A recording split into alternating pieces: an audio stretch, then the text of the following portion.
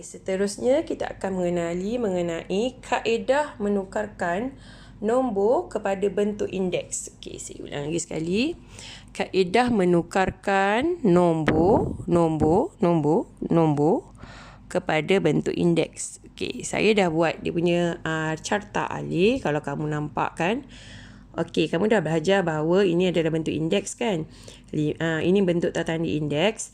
5 kuasa 3 bermaksud asasnya 5 dia diulangi sebanyak 3 kali. 5 darab 5 darab 5. Dan kamu bila kamu tekan kalkulator kamu akan dapat 1, 2, 5. Okey, yang ini kamu faham. Tadi kamu dah belajar kan? Ini proses ini kamu dah belajar.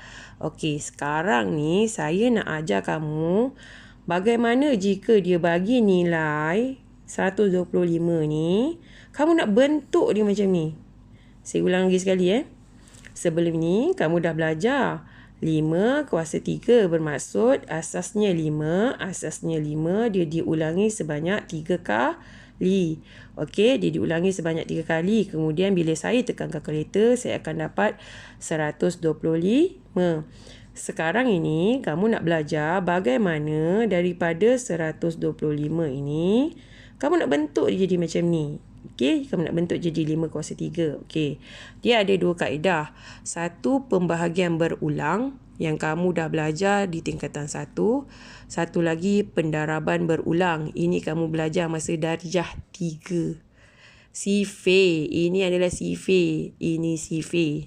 Ini yang kamu belajar GS3 ke FSTB kamu tu. Okey, pembahagian berulang. Okey, pembahagian berulang. Okey.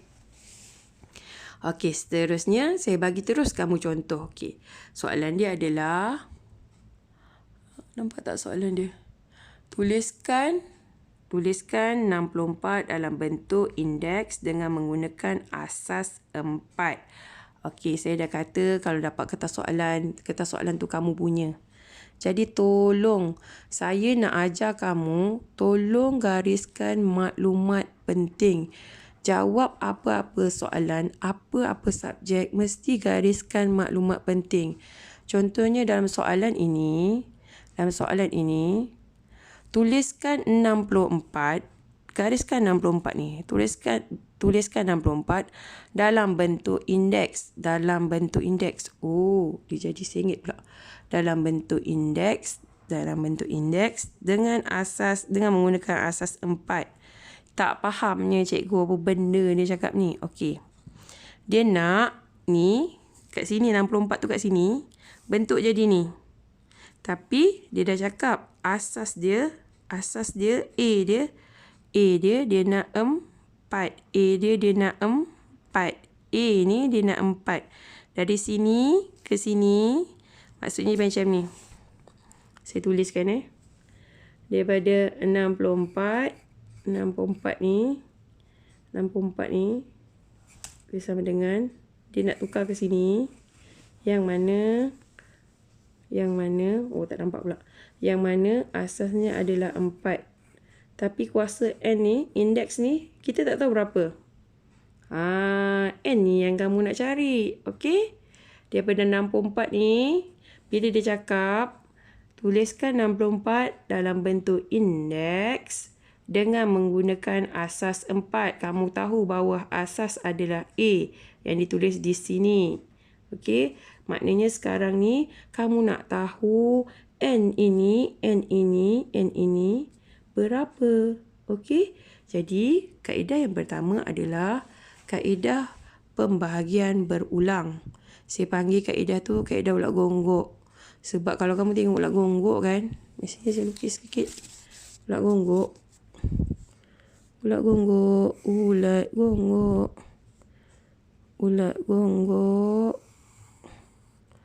Tu ada macam ni kan kaki dia. Kamu terbalik kan. Dia jadi macam ni. Ulat gonggok kan. Sebabnya ini gitu. Sama tak dengan ni? Sama kan? Okey. Jadi kaedah pembahagian berulang, kaedah ulat gonggok kamu ni, okey, yang mana Asasnya adalah 4. Macam mana boleh dapat asas 4 daripada soalan? Asasnya adalah 4. Okey, nombornya berapa? Nombornya 64. Nombornya adalah 64.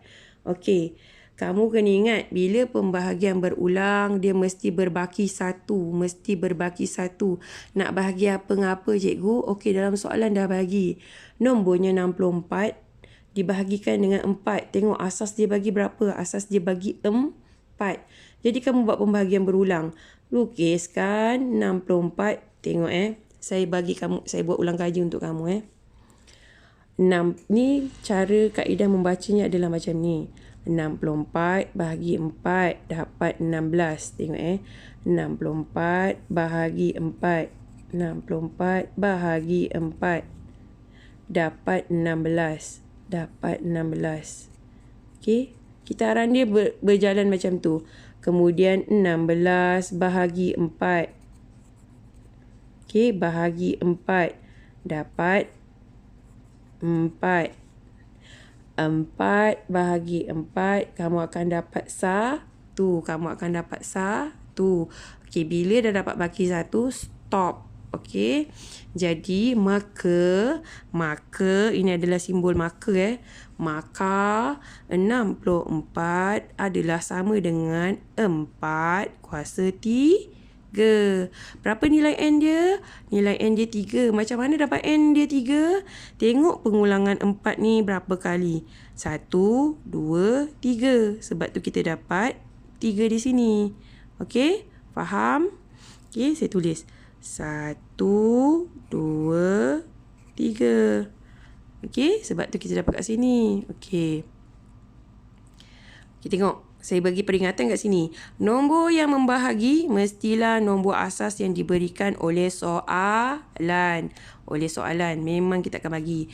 Okey. Seterusnya adalah kaedah yang kedua adalah kaedah pendaraban berulang. Ini kamu tekan je kalkulator. Tak ada pula contoh kalkulator. Saya tak ada kalkulator lah sekarang. Okey. Kamu tekan kalkulator. Okey, cikgu nak tekan nombor apa cikgu? Tengok dia bagi asas berapa. Dia bagi asas 4 kan? Kamu ambil kalkulator, kamu tekan je. 4 nak darab berapa? Darab 4 sebab asasnya berapa? Asasnya 4. Ingat balik. Kalau asasnya 5, darab 5 berapa kali? Berapa kali tu yang kita nak tahu. Okey, tekan 4. Lepas tu kamu tekan sama dengan kan? Kamu tekan sama dengan. Okey, 8. Belum lagi dia nak 64 ni. Kamu tekanlah kalkulator tu. 4 darab 4 darab 4. Lepas tu kamu dapat 64. Oh, maknanya bila kamu dah nampak kat kalkulator tu, berapa kali pengulangan dia, kamu kira. 1, 2, 3. Jadi dapatlah. Maka 64 adalah 4 kuasa 3. Okey, nak guna yang mana cikgu? Kalau macam saya suka kamu guna yang ini. Tapi terpulang pada kamu. Dan juga terpulang pada soalan. Kalau soalan minta kamu guna kaedah pembahagian berulang, kamu pakai kaedah pembahagian berulang. Tapi kalau dia tak cakap apa-apa, kamu nak pakai kaedah ni pun tak apa. Cumanya kalau kamu di dalam soalan bahagian C, bahagian C, soalan PT3 kamu bahagian C, kamu mesti buat pembahagian berulang. Kita nak jalan kerja. Okey? Tapi kalau markah dia 1, ini pun boleh. Okey? Tengok pada markah dia. Faham?